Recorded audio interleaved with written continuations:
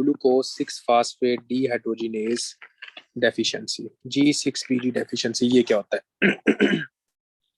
देखें, G6PD deficiency के बारे में आपको 2 से 3 चीजों का बच्चों पता होना चाहिए।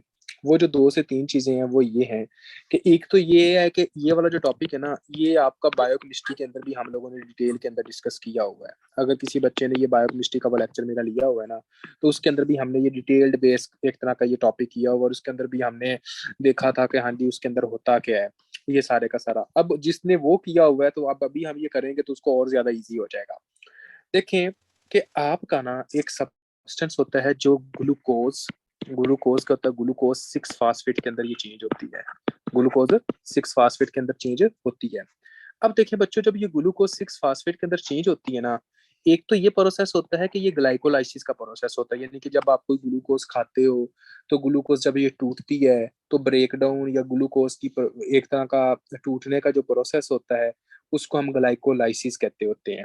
लेकिन एक बात अपने माइंड में रखिएगा कि जिस टाइम आपने ग्लूकोज बहुत ज्यादा इनफ अमाउंट में ली हो, तो जैसे ही ग्लाइकोलाइसिस का प्रोसेस चल रहा होता है तो इसके साथ साथ आपका एक और प्रोसेस चलता होता है, समझ आ रही है, जिसको हम कहते होते हैं HMP शंट पाथवे। क्या कहते होते हैं? एक तरह का HMP शंट पाथवे। अब ये मैंने अभी क्या बोला है? मैंने ये बोला कि देखें, जब आप कोई खाना खाते हो तो खाना खाने के दौरान होता क्या है कि ग्लूकोज आपने ली तो उस वक्त ग्लाइकोलाइसिस का जो प्रोसेस होता है वो चल रहा होता है। जब ये ग्लाइकोलाइसिस का प्रोसेस चलता है, जस्ट आप इस तरह समझे कि अगर आपने बहुत ज्यादा इनफ अमाउंट में ग्लूकोज ली हुई है तो इसके साथ साथ ग्लाइकोलाइसिस के साथ साथ आपका एक और प्रोसेस भी चल रहा होता है जिसको हम कहते होते हैं HMP शंट पाथवे। क्या कहते हैं? एक तरह का HMP शंट पाथवे। अब हमने जो हमारे हमारे रिलेटेड जो टॉपिक है वो है आपका HMP शंट पाथवे के। HMP शंट पाथवे के अंदर होता क्या है, आपको ये पता होना चाहिए कि ये ग्लूकोज 6 फास्फेट जो यहाँ तक बन जाता है ना, ये ग्लूकोज 6 फास्फेट आपका HMP शंट पाथवे के अंदर इस तरह जाता है कि ये जनाब आपका यहाँ पर एक एंजाइम होता है जिसको हम कहते हैं ग्लूकोज 6 फास्फेट डीहाइड्रोजिनेज एंजाइम। क्या कहते हैं? एक तरह का ग्लूकोज 6 फास्फेट डीहाइड्रोजिनेज एंजाइम। ये ग्लूकोज 6 फास्फेट डीहाइड्रोजिनेज जो एंजाइम होता है, ये जनाब आपका ग्लूकोज 6 फास्फेट को आपके एक सब्सटेंस के अंदर चेंज करता है जिसका नाम होता है 6 फास्फोग्लूकोनोलेक्टोन। क्या होता है? एक तरह का 6 फास्फोग्लूकोनोलेक्टोन, इस सब्सटेंस के अंदर ये चेंज करता है। अब बच्चों, जब ये glucose 6 phosphate dehydrogenase enzyme glucose 6 phosphate को 6 फास्फोग्लूकोनोलेक्टोन के अंदर चेंज करता है, तो यहाँ पर आपका एक एंजाइम, आपका एक सब्सटेंस होता है जो कि बनता है, उसको हम कहते हैं NADP से NADPH बनता है। क्या बनता है? आपका NADP से आपका NADPH बनता है। अब सारी बात यहाँ पर आपने याद करते जाना, बड़ी इंपॉर्टेंट है। देखें, सबसे पहले क्या हुआ था? सबसे पहले ये हुआ था कि देखें, ग्लाइकोलाइसिस का प्रोसेस हुआ, ग्लूकोज आपने ली, जैसे आप ग्लूकोज खाते हो तो उसके अंदर ये होता है कि ये ग्लूकोज आपकी ग्लूकोज 6 फास्फेट के अंदर चेंज होती है। जैसे ही ये ग्लूकोज आपकी ग्लूकोज 6 फास्फेट के अंदर चेंज होती है तो वहां पर आपका एक एंजाइम होता है जिसको हम कहते हैं ग्लूकोज 6 फास्फेट डीहाइड्रोजिनेज एंजाइम। ये glucose 6 phosphate dehydrogenase enzyme glucose 6 phosphate को 6 फास्फोग्लूकोनोलेक्टोन के अंदर चेंज करता है। जब glucose 6 phosphate dehydrogenase enzyme glucose 6 phosphate को 6 फास्फोग्लूकोनोलेक्टोन के अंदर चेंज करता है, उस वक्त आपका NADP प्लस आपका NADPH के अंदर चेंज हो रहा होता है। क्या हो रहा होता है? NADP प्लस किसके अंदर चेंज हो रहा था? आपका NADPH के अंदर चेंज हो रहा था। कोई ऐसा बच्चा जिसको यहाँ तक समझ ना आई हो कि हाँ जी जनाब आपने क्या कहना है कि एक तरह का उस वक्त आपका NADP प्लस जो होगा वो कहाँ पर चेंज होगा? आपका NADPH के अंदर चेंज होता है। अब जस्ट आपने ना एक और बात आपने देखनी है बच्चों, ये जो NADPH बनता है, ये जो NADPH बना, ये क्या काम करता है? ये बहुत इंपॉर्टेंट है। ये जो NADPH बनता होता है, ये काम करता है कि ये ऑक्सीडाइज्ड ग्लूटाथायोन को रिड्यूस ग्लूटाथायोन के अंदर चेंज करता है। किसके अंदर? ऑक्सीडाइज्ड ग्लूटाथायोन को आपके रिड्यूस ग्लूटाथायोन के अंदर चेंज करता है, रिड्यूस ग्लूटाथायोन के अंदर चेंज करता है। ठीक हो गया?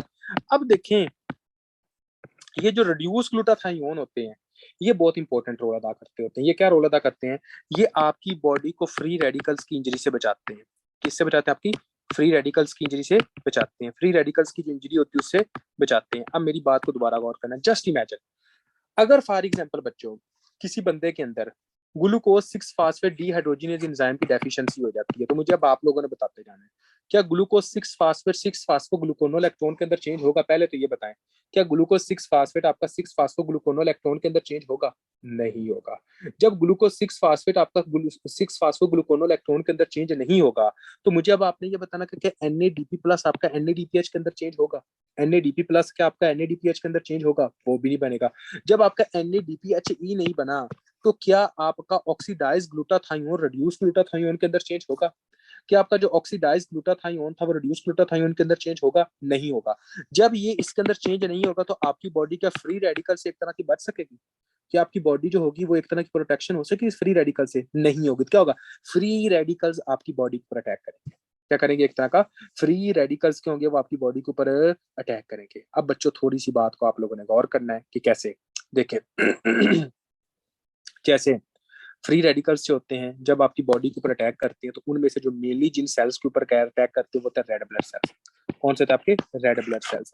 अब देखें, जब रेड ब्लड सेल्स इनके ऊपर अटके अटैक किया जाएगा तो क्या होगा? आपके रेड ब्लड सेल्स जो होंगे वो टूटेंगे, जिसकी वजह से क्या होगा? हीमोग्लोबिन जो होगी वो रेड ब्लड सेल से बाहर निकलेगी। जब हीमोग्लोबिन रेड ब्लड सेल से बाहर निकलेगी क्या होगा? हीमोग्लोबिनीमिया हो जाएगा। उसके बाद क्या होगा? यही हीमोग्लोबिन आपके यूरिन के अंदर आएगी, जिसको हम कहते हैं हीमोग्लोबिन यूरिया हो जाएगा। समझ आ रही है बच्चों? एक और बात है, ये जो आपके आरबीसी होते हैं ना, जब ये टूटते हैं, जब ये सारा कुछ प्रोसेस हो रहा होता है, तो आपका जो ग्रेवयार्ड होता है वो क्या होता है? शाबाश, मुझे ये बताइएगा जी। आपका जो ग्रेवयार्ड होता है वो क्या होता है? वो आपका स्प्लीन होता है।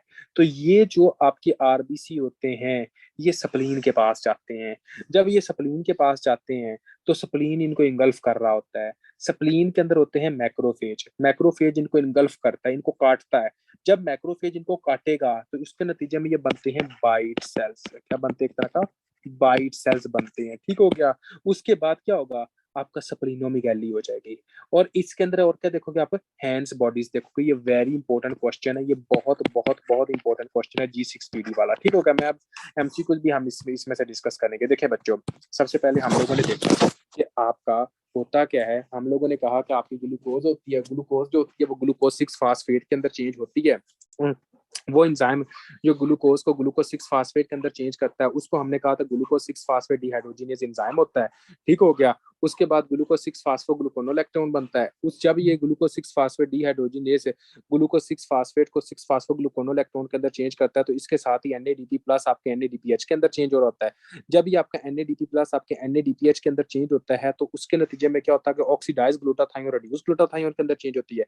फिर आपकी फ्री रेडिकल से आपकी इंजरी बचती है। लेकिन एक बार देखें कि अगर जस्ट इमेजिन करें कि आपकी बॉडी के अंदर एक तरह का G6PD की डेफिशिएंसी हो जाए। जब ये G6PD की डेफिशिएंसी होगी तो क्या होगा?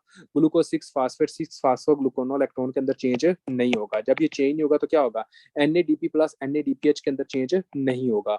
तो आपकी ऑक्सीडाइज ग्लूटाथायोन रिड्यूस ग्लूटाथायोन के अंदर चेंज नहीं होगा। तो फ्री रेडिकल्स की इंजरी से आप बच नहीं सकोगे, बल्कि फ्री रेडिकल्स की इंजरी आपके ऊपर होगी। जब फ्री रेडिकल्स की इंजरी होती है तो क्या होता है? आपने कहना है जब फ्री रेडिकल्स की इंजरी होती है तो इसके नतीजे में आपकी आरबीसी टूटते हैं। जब आपकी आरबीसी टूटते हैं तो आरबीसी के अंदर होता है हीमोग्लोबिन। तो इसके नतीजे में क्या होगा? आपके हीमोग्लोबिन आपके ब्लड के अंदर बढ़ेंगे। वही हीमोग्लोबिन जब आपके ब्लड के अंदर बढ़ते हैं तो ब्लड आपका यूरिन के अंदर आता है, जिसकी वजह से हीमोग्लोबिन यूरिया हो जाता है। ठीक हो गया। उसके बाद और क्या होता है?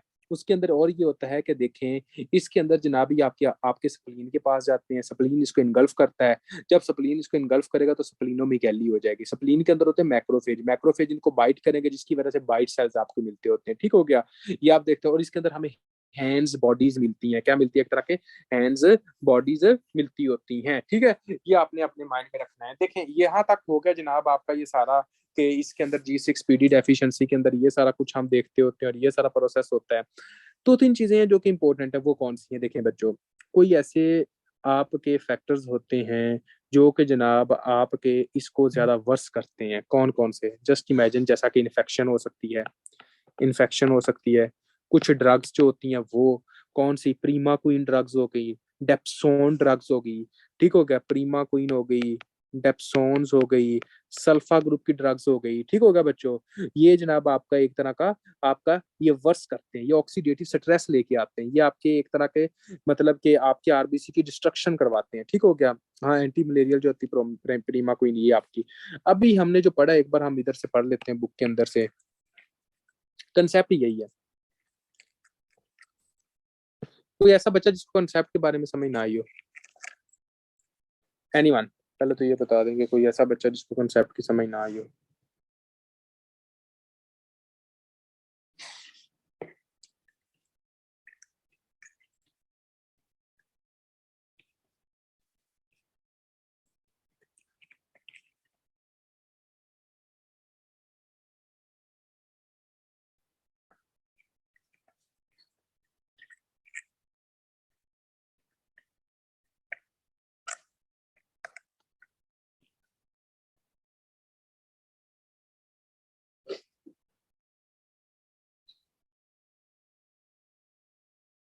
कौन सा पाथवे की समझ नहीं आई?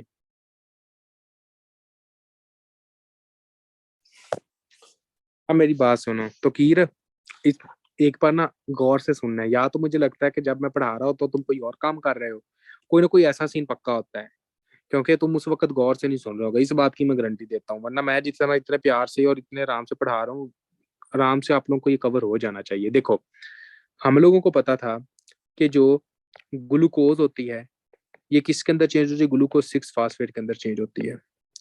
ग्लूकोज सिक्स फास्फेट आपकी एक सब्सटेंस के अंदर चेंज होती है जिसका नाम होता है सिक्स फास्फो ग्लूकोनोलेक्टोन, ठीक हो गया। वो एंजाइम जो इसका चेंज करता है उसका नाम होता है G6PD, glucose six phosphate dehydrogenase enzyme. जब आपका glucose six phosphate dehydrogenase enzyme G6P को ग्लूकोज सिक्स फास्फेट को सिक्स फास्फोग्लूकोनोलेक्टोन के अंदर चेंज करता है तो इसके नतीजे में आपका NADP आपका NADPH के अंदर चेंज होता है, कहता है एक तरह का NADPH बनता है। जब ये आपका ये NADPH बनता है तो यही NADPH क्या काम करता है, ये आपका ऑक्सीडाइज ग्लूटाथायोन को रिड्यूस ग्लूटाथायोन के अंदर चेंज करता है। अब ये जो रिड्यूस ग्लूटाथायोन होते हैं ये फ्री रेडिकल्स की इंजरी से बचाते हैं। जस्ट इमेजिन करें अगर किसी बंदे के अंदर एक तरह का आपने देखा कि G6PD की डेफिशिएंसी है, जब ये नहीं है तो NADP प्लस NADPH भी नहीं होगा। जब NADPH ही नहीं बना तो ऑक्सीडाइज ग्लूटाथायोन रिड्यूस ग्लूटाथायोन के अंदर चेंज नहीं होगा। जब रिड्यूस ग्लूटाथायोन ही नहीं बना तो फ्री रेडिकल्स की इंजरी से बचाव नहीं होगा बल्कि फ्री रेडिकल्स की इंजरी होगी। अब समझ आ गई है? हाँ जी।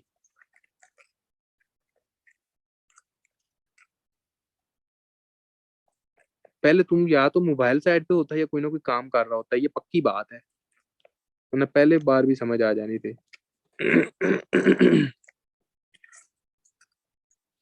अब यहाँ पे देखें, ग्लूकोज सिक्स फास्फेटिहाइड्रोजिनेज एंजाइम, यहाँ पर क्या है, X linked recessive disorder resulting in reduce half life of G6PD render cells susceptible to oxidative stress.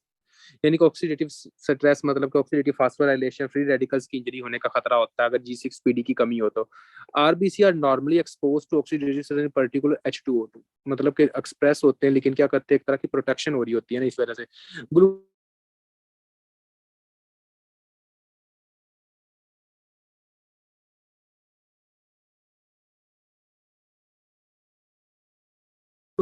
NADPH कब बनता था? NADPH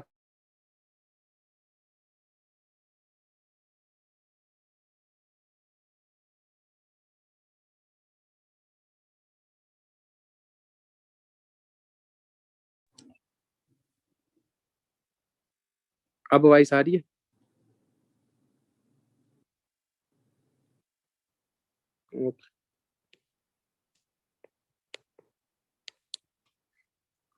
अब देखो यहाँ पर लाइनें आप जो हमने पढ़ी है ना वो सारी गौर करनी है। देखें बच्चों, NADPH उसने क्या कहा, NADPH by product of G6PD। NADPH कब बढ़ता था? G6PD के बाद ही बनता था ना, एक्टिव होकर बताएं, उसके बाद ही बनता था। उसके बाद इज नीडेड टू रीजनरेट अब रिड्यूस ग्लूटाथायोन। क्या होता है? रिड्यूस ग्लूटाथायोन बनाने के लिए जरूरी होता है, आगे देखें, low G6PD, low NADPH, low reduce glutathione, high oxidative injury by H2O2, high intravascular hemolysis. क्या होता है? G6PD deficiency has two major variants, मतलब कि आगे उसने बताया हुआ है कि ये वेरिएंट्स कौन कौन से होते हैं। एक होता है अफ्रीकन वेरिएंट्स, एक होता है मेडिटेरियन वेरिएंट्स। अब देखें बच्चों, जो अफ्रीकन वेरिएंट्स होता है ना, समझ आ रही है, उसके अंदर आपने ये कहना है कि इतनी ज्यादा इंट्रावस्कुलर हिमोलाइसिस नहीं होती, बिल्कुल माइल्ड सी होती है। क्या होती है? एक तरह की माइल्ड सी, बिल्कुल माइल्ड सी, सिर्फ ये इसके अंदर माइल्ड होती है इंट्रावस्कुलर हिमोलाइसिस। लेकिन मेडिटेरेनियन के अंदर क्या होता है? मार्क्ड। क्या एक तरह की आपको जब भी ऑक्सीडेटिव स्ट्रेस होगी तो उसकी वजह से काफी ज्यादा आपकी हिमोलाइसिस होगी। माइल्ड जो होगी वो किसकी वजह से? अफ्रीकन है। लेकिन आपकी मेडिटेरेनियन के अंदर क्या होगी? काफी ज्यादा होगी। ठीक हो गया। लेकिन प्रोटेक्शन किससे होगी? फालसी पाम मलेरिया से। जिनको एक तरह का फालसी पाम मलेरिया से क्या होगी? एक तरह की इसकी प्रोटेक्शन होगी, यानी कि मलेरिया से इसकी क्या होगी? एक तरह की प्रोटेक्शन होगी। ये आपने याद करना है। ठीक है बच्चों, देखिए यहाँ पर क्या लिखा हुआ, वही बातें लिखी हुई और कुछ भी इतना नहीं है कि ये एक तरह का Mediterranean variant mildly reduce half life G6PD leading to mild intravascular with oxidative stress, यानी कि थोड़ी सी ऑक्सीडेटिव स्ट्रेस की वजह से करता है एक तरह का हिमोलाइसिस। उसके बाद marked reduced half life of G6PD leading to marked intravascular hemolysis and oxidative stress है। मार्क्ड यानी कि उसके बाद क्या होता है? High carrier of frequency in both population is likely due to protection role against falciparum malaria, यानी कि फाल्सीपाम मलेरिया से इसकी प्रोटेक्शन होती है। आगे देख लो बच्चों, आगे क्या? Oxidation precipitate the hemoglobin as the Heinz bodies. कौन सी प्रेसिपिटेशन होती है? हैंस बॉडीज की। का cause of oxidative include the infection. क्या होता है? इन्फेक्शन हो सकती है, कुछ ड्रग्स हो सकती है, प्रीमा को sulfa drugs, dapsones, fava beans. Heinz bodies are removed from the RBC by splenic macrophage resulting in the bite cells. तो मैंने क्या कहा था? Bite cells leading to predominantly intravascular hemolysis present with hemoglobin urea and back pain before exposure to oxidative stress. Hence bodies is usually to screen for the disease। यानी कि हम देखते हैं कि हैंस बॉडीज आप किसके अंदर देखते होते हैं? तो आपने कहना कि हैंस बॉडीज जो होती है वो G6PD की डेफिशिएंसी के अंदर आप देखते होते हैं, या इंट्रावस्कुलर हिमोलाइसिस के अंदर आप देखते होते हैं। कोई ऐसा बच्चा जिसको समझ ना आए? शाबाश।